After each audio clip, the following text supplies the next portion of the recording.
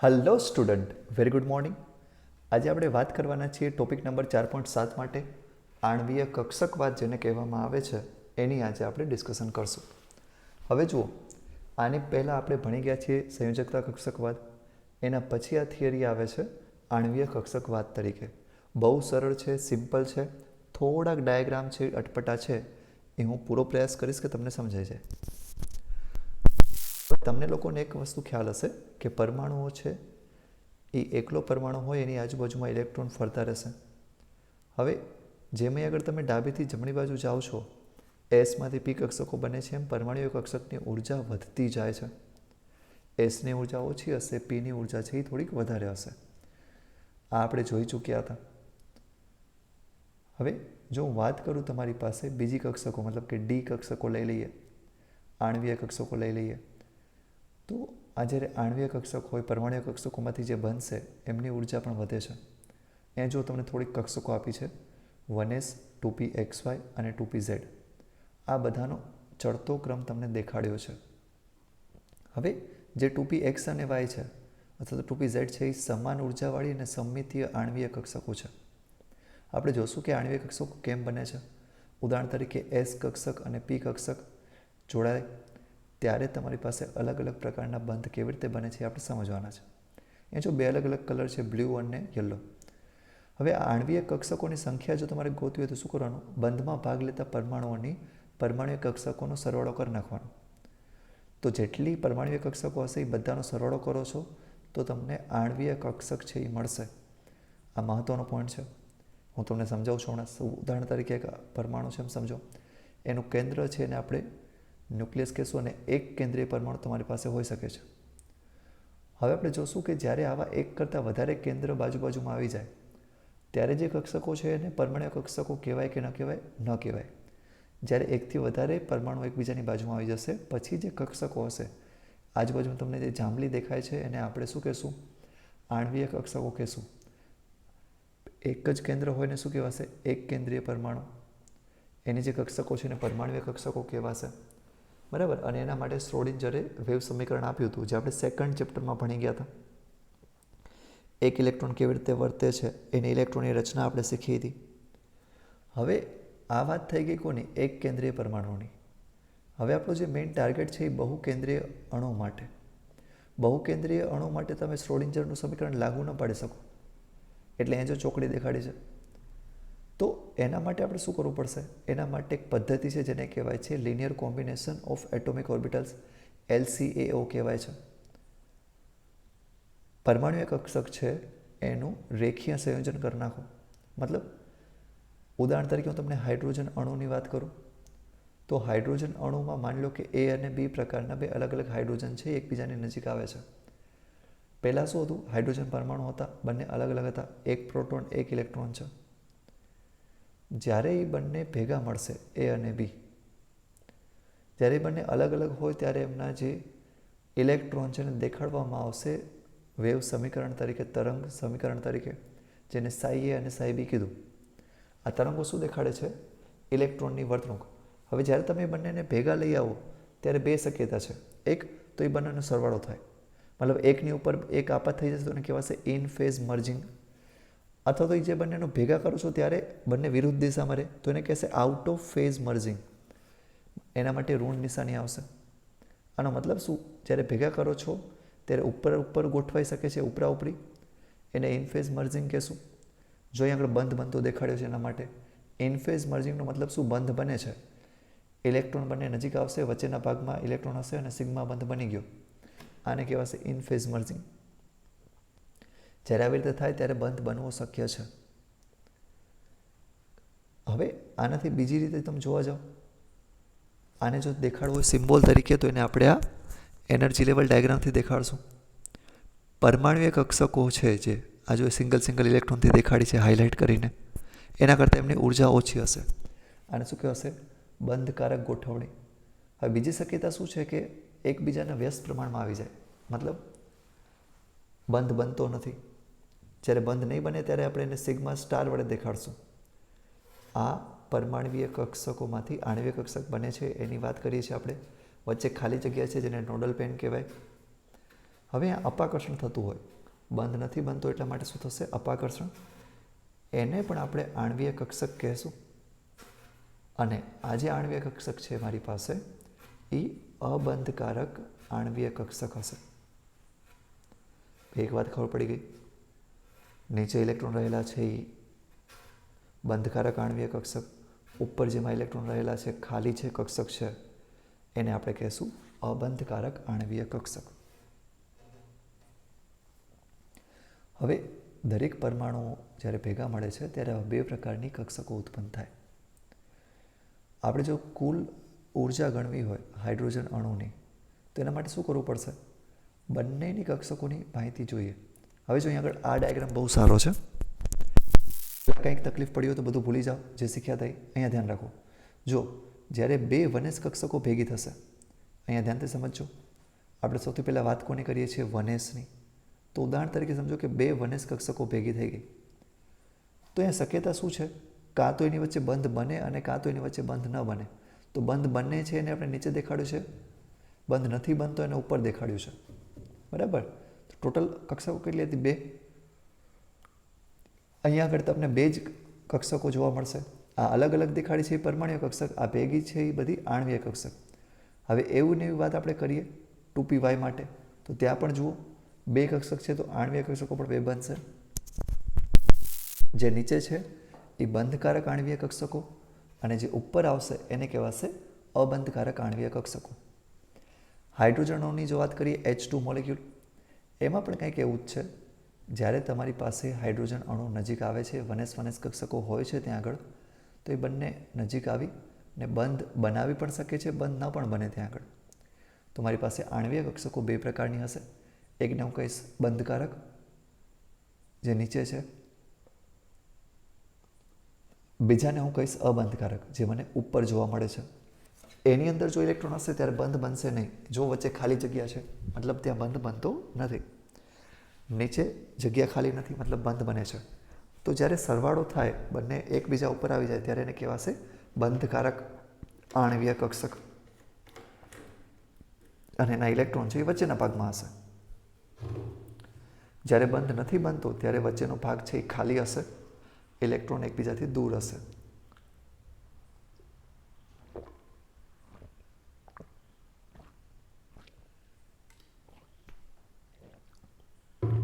જે અબંધકારક ઇલેક્ટ્રોન યુગ્મ છે અથવા તો આણ્વીય કક્ષક છે એને સિગ્મા સ્ટારથી દર્શાવશું. અને જો એના ઇલેક્ટ્રોન છે દૂર છે, જે કેસરી કલરનો ભાગ દેખાય છે ત્યાં આગળ એના ઇલેક્ટ્રોન દેખાડેલા છે. હવે જો આને દેખાડવાનો સિમ્બોલ તમને ખબર હોવો જોઈએ. આણ્વીય કક્ષક દેખાડવી હોય તો પહેલાં આપણે સિગ્મા વનેસ અને સિગ્મા સ્ટાર વનેસથી દેખાડશું. પરમાણ્વીય કક્ષકોને અલગ અલગ રાખી દેશું.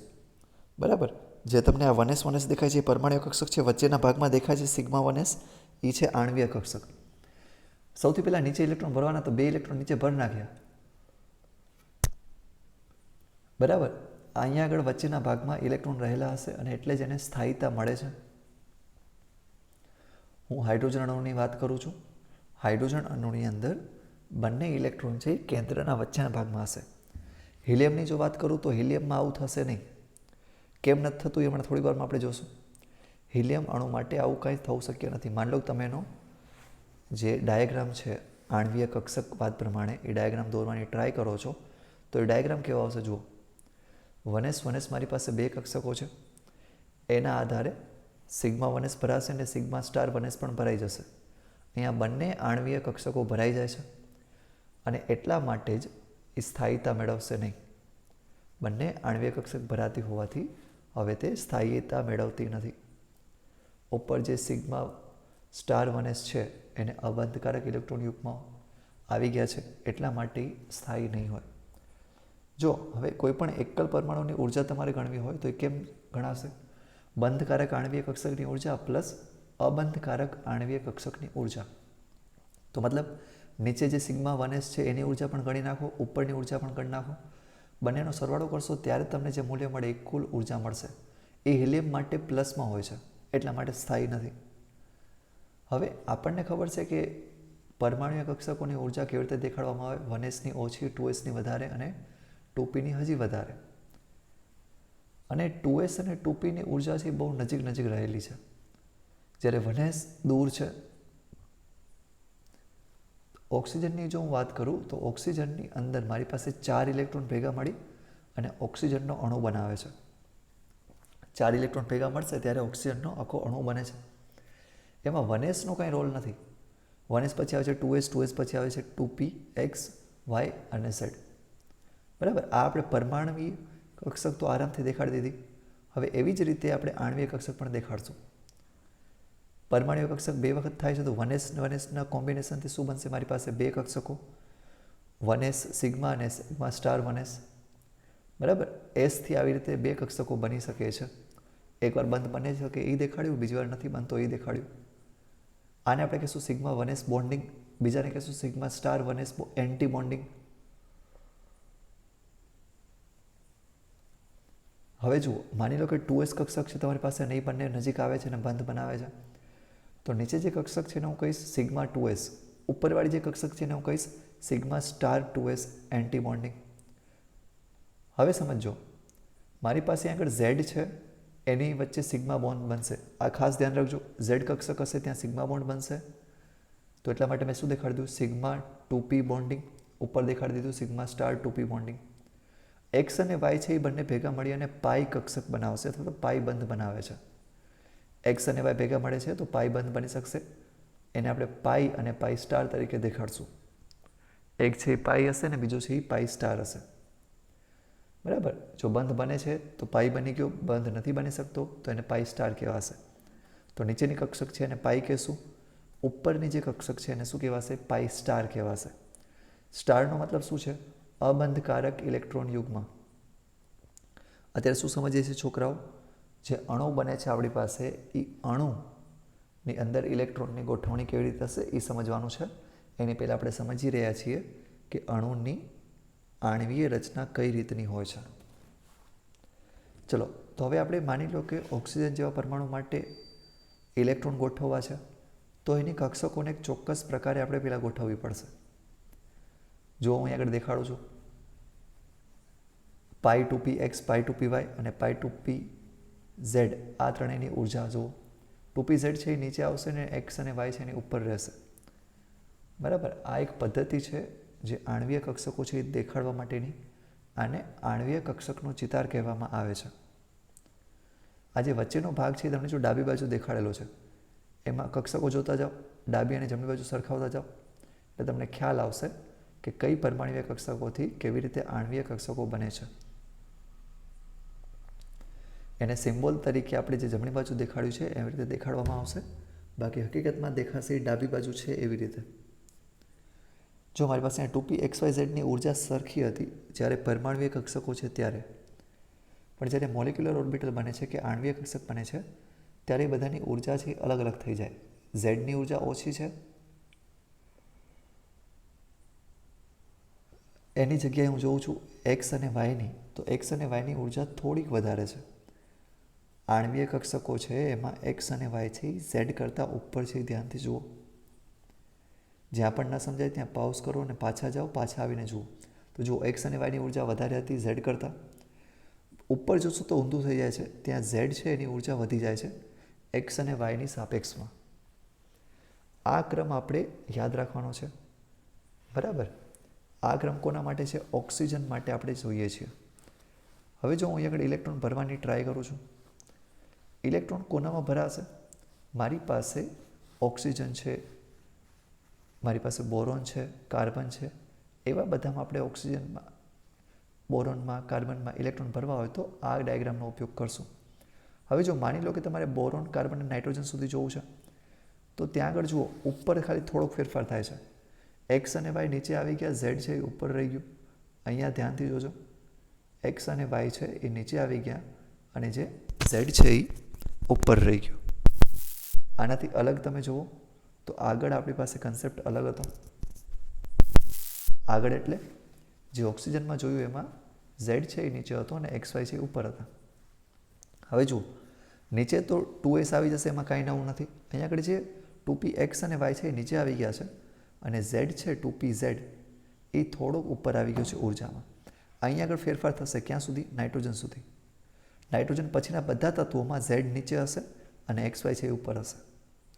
ઉપરના ભાગમાં કાંઈ ફરક નહીં પડે. હવે આપણે સમજવાનું છે બોન્ડ ઓર્ડર માટે. જો બોન્ડની સંખ્યા છે એને આપણે બંધ ક્રમાંક કહેતા હતા. અહીંયા સિંગલ બોન્ડ, ડબલ બોન્ડ ને ટ્રિપલ બોન્ડ દેખાય છે. એની ગણતરી કેમ કરવી નહીં સમજશું આપણે. કોઈપણ તત્વની અંદર, કોઈપણ અણુની અંદર જે બંધ ક્રમાંક છે, બોન્ડ ઓર્ડર છે, એની ગણતરી કેમ કરવામાં આવે છે એ આપણે સમજશું હવે. ઉદાહરણ તરીકે જુઓ, માની લો કે મારી પાસે કોઈ ઓક્સિજન કે નાઇટ્રોજનવાળો પરમાણુ છે, તેનો બંધ ક્રમાંક ગણાશે કેમ? બંધકારક અને બંધ પ્રતિકારક કક્ષકોમાં હાજર ઇલેક્ટ્રોનની સંખ્યાના તફાવતના અડધાને બંધ ક્રમાંક કહેશે. તો બંધ ક્રમાંકનું સૂત્ર શું થઈ ગયું બોન્ડ ઓર્ડર માટે? 1/2 into NB minus NA. NB શું છે? બંધકારક ઇલેક્ટ્રોનની સંખ્યા. NA શું છે? અબંધકારક ઇલેક્ટ્રોનની સંખ્યા. સમજો, જે નીચે છે ને એ બધાને બંધકારક કહેવાશે. ઉપર છે જેની ઉપર સ્ટાર લગાવ્યા છે એ બધાને શું કહેવાય છે? અબંધકારક. તો જુઓ, નીચેના ઇલેક્ટ્રોન કેટલા હતા? 8 હતા. મતલબ બંધકારક 8, અબંધકારક 4. બંનેની બાદબાકી કરો, ભાગ્યા 2 કરો. તો 8 - 4 બરાબર 4, ભાગ્યા 2 બરાબર 2. તો આગળ ઓક્સિજનની અંદર દ્વિબંધ બને છે, મને ખબર પડી ગઈ. ઓક્સિજનની અંદર દ્વિબંધ બને છે એ આ સૂત્રની મદદથી ખબર પડી જાય. આ એક વાત સમજાણી.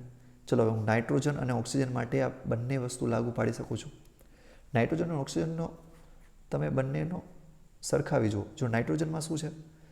નીચે 2pZ છે, બરાબર, અને બધા ઇલેક્ટ્રોન જોડી બની ગયા છે એટલા માટે એને કહેવાશે ડાયામેગ્નેટિક પદાર્થ. બધા ઇલેક્ટ્રોનની જોડી બની ગઈ છે. જ્યારે ઓક્સિજન અણુની અંદર મારી પાસે ઉપર એકલા ઇલેક્ટ્રોન દેખાય છે. એક જ મિનિટ, અહીંયા ધ્યાનથી જુઓ. ઓક્સિજનમાં અહીંયા આગળ તમને સિંગલ ઇલેક્ટ્રોન દેખાતા હશે. આ સિંગલ ઇલેક્ટ્રોન દેખાય એવા પદાર્થને આપણે કહેશું પેરામેગ્નેટિક. ગુજરાતીમાં કહેવું હોય તો અનુચુંબકીય. શું કહેવાશે? અનુચુંબકીય. એવા પદાર્થ કે જે ચુંબકીય ગુણધર્મ દાખવી શકે એને કહેશું આપણે અનુચુંબકીય. જેમાં જ ઇલેક્ટ્રોનની જોડીઓ બની ગઈ છે, પેર બની ગઈ છે, એને કહેવાશે ડાયામેગ્નેટિક. અથવા તો તમે ગુજરાતી કરવા જશો તો પણ એ જ થાય છે તમારી પાસે. પ્રતિચુંબકીય કરી નાખો, બરાબર. અનુચુંબકીયનો વ્યસ્ત કરી નાખશો, ગુજરાતીમાં થશે પ્રતિચુંબકીય. તો કહેવાનો મતલબ ઓક્સિજન છે એમાં અનપેર ઇલેક્ટ્રોન છે, એકલા ઇલેક્ટ્રોન છે, એટલા માટે તે ચુંબકીય ગુણધર્મ દાખવશે. જ્યારે નાઇટ્રોજનની અંદર એકલા કોઈ ઇલેક્ટ્રોન નથી, બધાની જોડી બની ગઈ છે, તો એને આપણે કહીશું ડાયામેગ્નેટિક અથવા તો તમે કહી દો પ્રતિચુંબકીય પદાર્થ. આ વાત કોની થઈ? નાઇટ્રોજન અને ઓક્સિજન જેવા પદાર્થની ચુંબકીય ગુણધર્મની. હવે જુઓ, આપણી પાસે કક્ષકો હતી. 2s કક્ષક, 2px કક્ષક, 2py કક્ષક ને 2pz કક્ષક. એ બધાની આપણે ગણતરીઓ સમજવાની છે. એની પહેલાં હાઇડ્રોજન અણુ માટે વાત કરીએ. હાઇડ્રોજન અણુમાં આપણને 2 હાઇડ્રોજન જોવા મળશે. એક હાઇડ્રોજનમાં ખબર છે 1 ઇલેક્ટ્રોન ને 1 પ્રોટોન હોય છે. હવે આ જે હાઇડ્રોજન અણુ માટે રચના દેખાડવી હોય તો જો સામે છે સિગ્મા 1s ની અંદર 2 ઇલેક્ટ્રોન આવશે, બરાબર. સિગ્મા સ્ટાર 1s છે એ ખાલી રહેશે. આના માટે હવે બંધ અણુ આપણે ગણીએ, બંધ ક્રમાંક. જો તે હાઇડ્રોજનના 2 પરમાણુના સંગઠનથી રચાય છે. આપણે જોયું ડાબી બાજુ, દરેક હાઇડ્રોજન પરમાણુને 1s કક્ષકમાં 1 ઇલેક્ટ્રોન હોય છે. આથી હાઇડ્રોજન અણુમાં 2 ઇલેક્ટ્રોન હોય છે જે સિગ્મા 1sમાં રહેશે.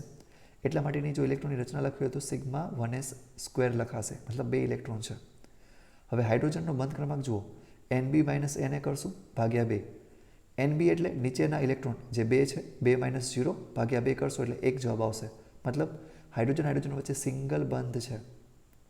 હવે વાત કરીએ આપણે હાઇડ્રોજનના ચુંબકીય ગુણધર્મ માટે, તો એ ડાયામેગ્નેટિક છે.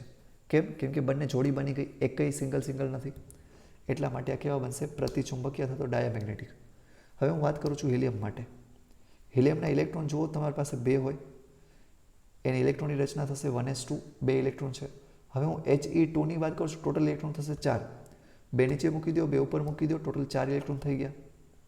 હવે આની ગણતરી કરવાની છે. હિલિયમ માટે આપણે ગણતરી કરશું એના બંધ ક્રમાંક માટે. તો જુઓ, હિલિયમ માટે ઇલેક્ટ્રોનની રચના ઉપર ફોકસ કરો. ડાયરેક્ટલી અહીંયા જુઓ તો સિગ્મા 1s2 અને સિગ્મા સ્ટાર 1s2, 2 ને 2 4 ઇલેક્ટ્રોન છે. ગણતરી કરવી હોય તો ગણતરી સહેલાઈથી થઈ જશે. 2 - 2 ભાગ્યા 2, 2 - 2 એટલે કેટલા થઈ જાય? 0. 0 ભાગ્યા 2 કરશો તો 0 જ રહેશે. મતલબ હિલિયમની વચ્ચે કોઈ જ બંધ ના હોય. હિલિયમની વચ્ચે કોઈ પણ પ્રકારનો બંધ હશે નહીં. એટલા માટે He2 પ્રકારનો જે અણુ છે એ સ્થાયી હોતો નથી. સ્થાયી નથી એટલા માટે અસ્તિત્વ જ ધરાવતો નથી. એટલે જ તમને He2 ક્યારેય જોવા નહીં મળે. H2 છે એ જોવા મળશે, કેમ કે એનો જે બંધ ક્રમાંક છે એ શૂન્ય આવે છે. હિલિયમ આપણને કોઈ દિવસ જોવા નહીં મળે. હવે આવી જ રીતે હું બેરિલિયમ માટે વાત કરું, Be2 માટે, તો જો એની ઇલેક્ટ્રોનની રચના લખી નાખું છું directly. Sigma 1s2, sigma star 1s2, sigma 2s2 અને સૌથી છેલ્લે જુઓ સિગ્મા સ્ટાર 2s2. આની ઇલેક્ટ્રોનની રચના થઈ ગઈ. આ પણ બંધ ક્રમાંક કરશો 0 આવશે, એટલા માટે અસ્તિત્વ ધરાવશે નહીં. Be2 છે એ પણ અસ્તિત્વ ધરાવતો નથી. લિથિયમની વાત કરીએ.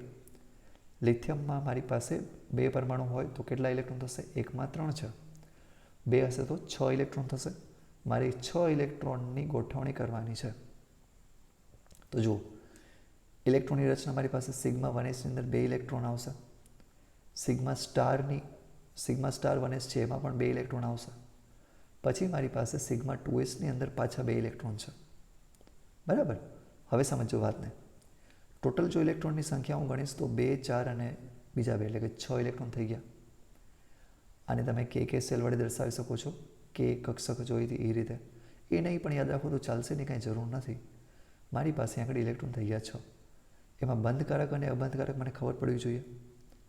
તો મારી પાસે અબંધકારક ઇલેક્ટ્રોન ખાલી 2 છે અને બંધકારકની સંખ્યા છે 4. તો થશે શું? 4 - 2 ભાગ્યા 2. શું કરવાનું રહેશે? ખાલી 4 - 2 ભાગ્યા 2. જવાબ આવશે 1. મતલબ લિથિયમ વચ્ચે જે બંધની સંખ્યા છે એ 1 જેટલી હોય એ મને ખબર પડી ગઈ. 2 લિથિયમના જે પરમાણુઓ છે એમની વચ્ચેની જે ઇલેક્ટ્રોન બંધ બનાવે છે એની રચના કેટલી છે? 1. હવે જો બધા જોડી બનાવી નાખી છે, એક પણ એકલો ઇલેક્ટ્રોન નથી, એટલા માટે આ પણ પ્રતિચુંબકીય પદાર્થ બનશે. લિથિયમ છે એ મારી પાસે પ્રતિચુંબકીય પદાર્થ બને છે અને એ વાયુ સ્વરૂપમાં Li2 તરીકે રહેશે. હવે વાત કરીએ છીએ કાર્બન માટે. કાર્બનના પોતાના ઇલેક્ટ્રોન છે એ 6. અને જો તમે વાત કરતા હોય એની ઇલેક્ટ્રોનની રચનાની તો એ 1s2, 2s2, 2p2 તરીકે આવશે. તો મારે ટોટલ 6 ને 6 12 ઇલેક્ટ્રોનની ગોઠવણી કરવાની છે.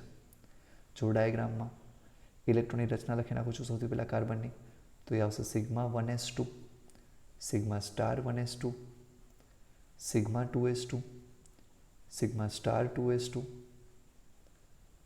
અહીંયા સુધી બધું ક્લિયર. હવે આવશે પાઈ 2px2 બરાબર પાઈ 2py2. કેમ કે જુઓ x અને y બંનેમાં 2 ઇલેક્ટ્રોન છે, તો લખાય કેમ? Pi 2px2 is equal to pi 2py2. હવે આને બહારની ઇલેક્ટ્રોનની રચના જુઓ ખાલી, તો એ 1s ને કાઢી નાખો. પછી શું આવશે? Sigma 2s2. તેથી કરીને લખી નાખો. હવે ઇલેક્ટ્રોન જુઓ, બંધકારક ઇલેક્ટ્રોન કેટલા છે, મતલબ નીચેની બાજુ રહેલા ઇલેક્ટ્રોન કેટલા? તો 2, 4 અને બીજા 4 એટલે કે 8 ઇલેક્ટ્રોન. અબંધકારક કેટલા? 4. 8 માં 4 ગયા એટલે કેટલા? 2. તો કાર્બન વચ્ચે દ્વિબંધ હોય છે. જે 2 કાર્બનના અણુ જોડાય તો ત્યાં બંને પાઈ બંધ હશે. 2 દ્વિબંધ છે અને બંને બંધ કેવા છે? પાઈ બંધ છે. આ વસ્તુ ખાસ ધ્યાન રાખજો છોકરાઓ. આમાં કોઈ સિગ્મા બંધ હોતો નથી. બરાબર. કાર્બન વચ્ચે કયો બંધ હશે? પાઈ બંધ હશે અને બંને પાઈ બંધ છે. એક પણ બંધ મારી પાસે અહીં આગળ સિગ્મા જોવા મળતો નથી. હવે વાત કરીએ છીએ ઓક્સિજનની. જ્યાં આગળ ઉપરની કક્ષકોની ગોઠવણી બદલાશે. જ્યારે મારી પાસે 2 ઓક્સિજનના પરમાણુઓ ભેગા થાય ત્યારે એક ઓક્સિજનનો અણુ બને છે. બંનેની ઇલેક્ટ્રોન રચના 1s2, 2s2, 2p4.